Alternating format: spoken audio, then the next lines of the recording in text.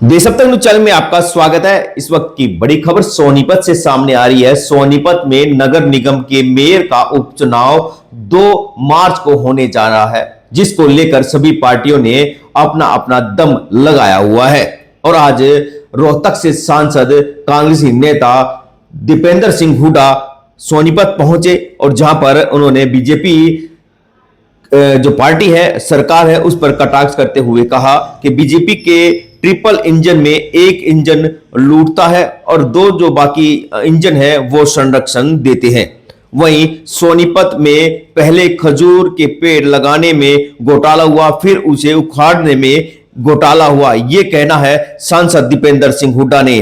दीपेंद्र सिंह हुड्डा ने आज दीवान फार्म में कार्यकर्ताओं को संबोधित करते हुए सभी को एकजुट होकर कमल दीवान के लिए वोट मांगने की अपील करते हुए नजर आए। और उन्होंने कहा कि कमल दीवान साफ और ईमानदार व्यक्ति है। उनके पिता 2 बार निर्दलीय सोनीपत से विधायक रहे हैं, जिसका लेकर जो है ये जो व्यक्ति है वो निगम में भ्रष्टाचार नहीं करेगा, क्योंकि ये पहले ही ऐसा काम कर चुके हैं। समाज सेवा का इतना बढ़िया काम कर चुके हैं, उनको पैसे का कोई भी लालच नहीं है। सांसद दीपेंद्र सिंह हुड्डा ने मीडिया से बातचीत करते हुए कहा कि जो लोग मंत्री होते हुए सोनीपत को नहीं सुधार पाए, वे अब मेयर की टिकट लेकर यहां पर पहुंचे हैं। और उन्होंने कहा कि जब यह राजीव जैन और उनकी धर्मपत्नी सत्ता में थे तो 5 साल जो है नगर निगम के चुनाव भी उनके द्वारा नहीं होने दिए थे।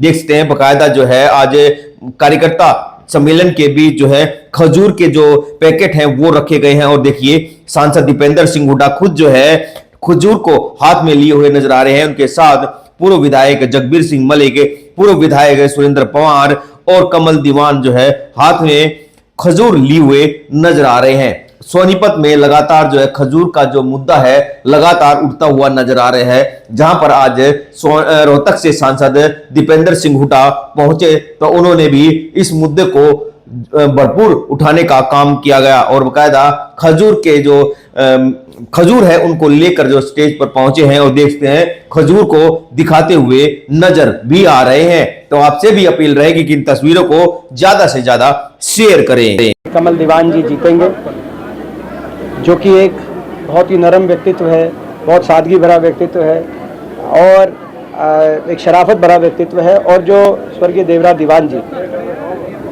जिनका अपने आप एक जन सेवा का बड़ा पूरे इलाके के अंदर उनका जन सेवा में नाम था, उनका सम्मान था, उन संस्कारों को ये आगे लेके चल रहे हैं। उनके काम को आगे बढ़ाने के लिए उस संकल्प के साथ ये आए हैं मैदान में कांग्रेस पार्टी की तरफ से।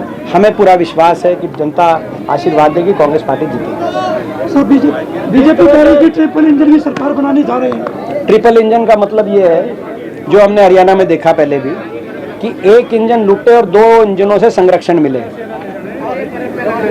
बड़े बड़े जहाँ बीजेपी के मेयर थे, देखा पीछे भी हमने बड़े बड़े उन निगमों में घोटाले हुए और उन घोटालों को संरक्षण देने का काम, उन पर इंक्वायरी भी नहीं हुई, संरक्षण देने का काम प्रदेश सरकार ने किया।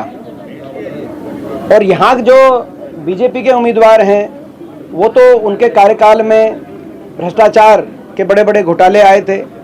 कहीं खजूर पेड़ घोटाला था, कहीं और बहुत से अन्य ऐसे घोटाले आए, कहीं अर्बन बॉडी से संबंधित कई घोटाले आए।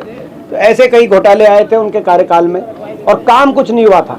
सोनीपत का बुरा हाल हो गया था और भ्रष्टाचार इतनी चरम पे पहुंच गया था और उनका अहंकार भी इतने चरम पे पहुंच गया था कि जनता ने, आपको याद होगा, सुरेंद्र पवार जी बड़े बड़े बहुमत के साथ जीत के आए थे विधानसभा चुनाव में उनके 10 वर्ष के कार्यकाल के बाद।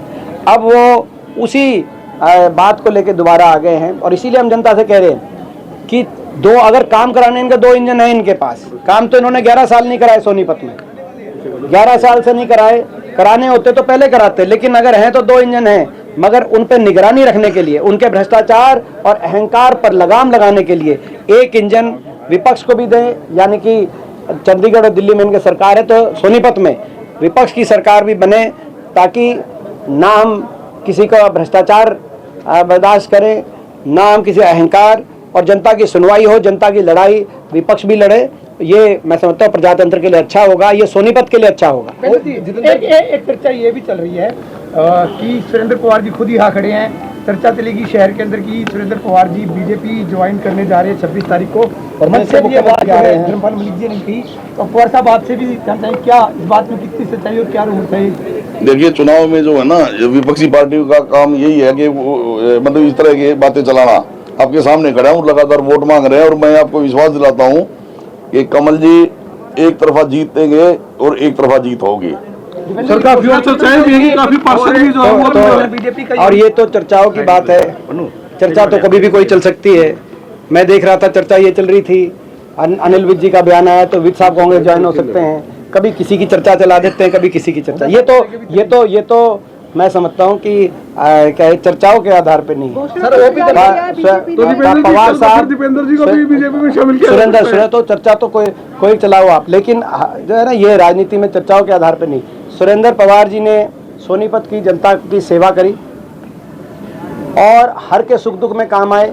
मैं समझता हूँ इनसे नरम हमने एमएलए नहीं देखा सोनीपत में, इतनी इन्होंने चर्चा सेवा करी लोगों की, हर के सुख दुख में काम आए। लेकिन छल कपट से केंद्रीय जांच एजेंसियों को इनको टारगेट किया गया और चुनाव प्रचार से इनको वंचित किया गया। जैसे मैंने कहा कि पूरे हरियाणा में बीजेपी ने छल कपट साम दाम दंड भेद से मात्र 0.5% वोट मैनेज करके सरकार बनाई, जैसे सोनीपत में भी आपने देखा, और चुनाव प्रचार से वंचित किया गया, जिसके बाद सुप्रीम कोर्ट ने कहा कि ईडी ने नाजायज गिरफ्तारी करी थी और ईडी ने नाजायज रूप से इनको रोका था प्रचार करने से। तो कहने का मतलब ये कि आज ये एक अन्याय, बहुत बड़ा अन्याय सुरेंद्र पवार जी के साथ भी हुआ है। जनता उस अन्याय का भी बदला इस चुनाव में कमल दीवान जी को जिताकर।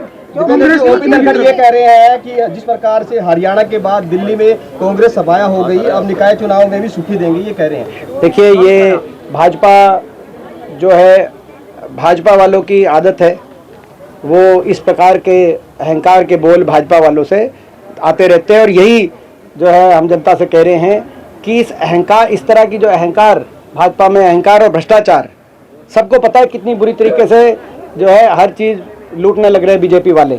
हर चीज़ का क्या रेट चल रहा है सबको पता है, हर काम का क्या रेट चल रहा है सबको पता है, कितना अहंकार और कितना भ्रष्टाचार आ गया। उस पर लगाम और नियंत्रण के लिए जनता के बीच में हम जा रहे हैं और कह रहे हैं कि विपक्ष को की आवाज़ को मजबूत करे और सोनीपत के अंदर कमल दीवान जी को जिताने का कार्य करे। जब ये इनका कार्यकाल था तब इन्होंने चुनाव ही नहीं होने दिए, तब यहाँ पे चुनाव नहीं होने दिए थे, ये भी आपको याद होगा। जो है तब चुनाव नहीं हुए थे निगम के, और यही मंत्री थे, तब निगम के चुनाव नहीं होने दिए। और अब क्योंकि ये जो है अपना, इनको खुद लड़ना था तो तुरंत अपना जो है, नहीं तो 8 महीने बाद जो है 9 महीने बाद तो टर्म ही पूरा हो रहा था, लेकिन खुद लड़ना था तो चुनाव। तो ये केवल अपने व्यक्तिगत के रूप से, ये सोनीपत के विकास से इन चीज़ों का लेना देना नहीं है।